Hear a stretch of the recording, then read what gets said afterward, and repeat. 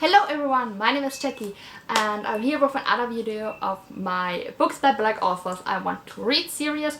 As last time, I will leave links to important information about the Black Lives Matter movement down below, as well as some links to some black booktubers I really enjoy watching. But let's just get right into the books, because today I want to talk about the non-fiction books I found.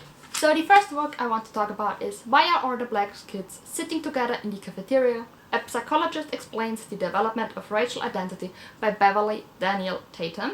So, since it's really difficult to summarize non-fiction books, at least for me, without having read them, I'm just going to read you the synopsis from Goodreads. Walk into any racially mixed high school and you will see black, white and Latino youth clustered in their own groups. Is this self-segregation a problem to address or a coping strategy?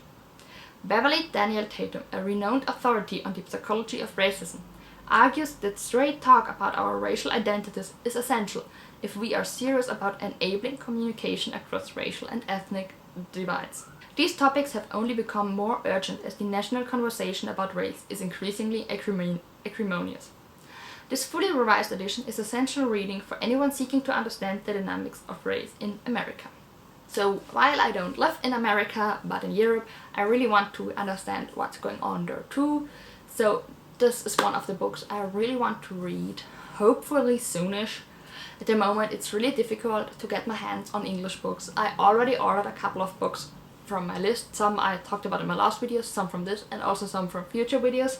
So, the next book on my list is actually not by a black author, but it sounded like something important for me, so I wanted to talk about it here. And it's Waking Up White and Finding Myself in the Story of Race by Debbie Irving. Waking Up White is the book Irving wishes someone had handed her decades ago.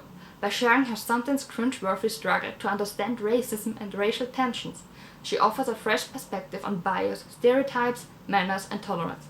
As Irving unpacks her own long-held beliefs about colorblindness, being a good person, and wanting to help people of color, she reveals how each of these well-intentioned mindsets actually perpetuated her ill-conceived ideas about race. She also explains why and how she's changed the way she talks about racism, worked in racially mixed groups, and understands the anti-racism movement as a whole. Exercises at the end of each chapter prompt readers to explore their own racialized ideas. Waking Up White's personal narrative is designed to work well as a rapid read, a book group book, or support reading for courses exploring racial and cultural issues. As I said, it sounds important. It's not just an explanation, but it's from a perspective of a white person, from inside out, and how she learned what's racist and what's not. How she learned that all the things she thought she did right might not have been as right as she thought, and that's something I think that a lot of persons at the moment are probably also experiencing, so it would be very important. The next book I heard a lot of people talk about recently, and it's Why I'm No Longer Talking to White People About Race by Renee Edo Lodge. Renee Edo Lodge wrote about her frustration with the way that discussions of race and racism in Britain were being led by those who weren't affected by it. She posted a piece on her blog entitled Why I'm No Longer Talking to White People About Race that led to this book. Exploring issues from eradicated black history to the political purpose of white dominance, whitewash feminism, to the inextricable link between class and race, Renee Edo Lodge offers a timely and essential new framework for how to see, acknowledge, and counter racism. It is a searing, illuminating, absolutely necessary exploration of what it is to be a person of color in Britain today. This sounds really interesting, and there were a lot of people recommending it lately. Another book I really want to read is Becoming by Michelle Obama. It's her biography, and I don't know nearly enough about her. She was the first African American First Lady in the White House. She helped create the most welcoming and inclusive White House in history, establish herself as a powerful advocate for women and girls in the US and around the world, changed the ways that families pursue healthier, more active lives, standing with her husband through some of his most harrowing moments as he led America. In the book, she tells about her childhood on the south side of Chicago, her years as an executive balancing the demands of motherhood and work, to her time spent in the White House. And yeah, it sounds really interesting.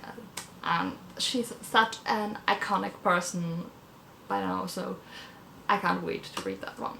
Also, I've heard that's another book you're supposed to listen to an audiobook because she narrates it herself. And I love audiobooks narrated by the authors themselves. It just, I think a lot of the time it just works better for the book than if you have a narrator, another narrator do it. So. And the last book on this list is All Boys Aren't Blue by George M. Johnson.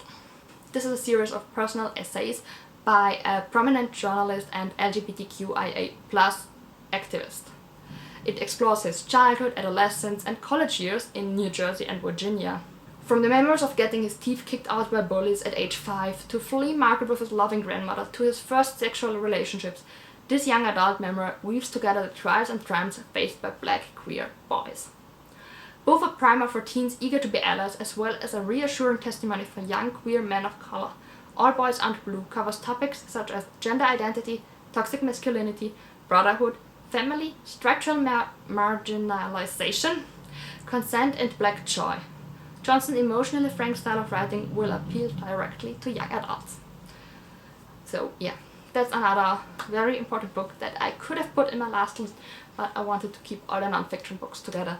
This sounds really interesting and yeah, I can't wait to read this. I might just listen to the audiobook because the author himself narrates it. So those are just a few of the books I heard recommended a lot. There is currently a list on Goodreads about listing anti-racist books. I will leave the link down below, but in there are books like So You Want to Talk About Race, or How to Be an Anti-Racist, or How to Fight for Our Lives, or A Black Women's History of the United States, They Were Her Property. Then there are also books like White Fertility and White Rage. So many books talking about this topic, so many important books. I will look up a couple of them and leave some more links down below. The 5 I've talked about are just the ones I'm most interested in at the moment. But of course that list can change. I can find a lot more books I'm interested in. So yeah, that's all for today. So as always, if you've read any of these books, let me know down below what you thought, if you thought them helpful. If you have any other book recommendations, leave them down below too. I would love some more recommendations and I'll talk to you in my next video. Bye!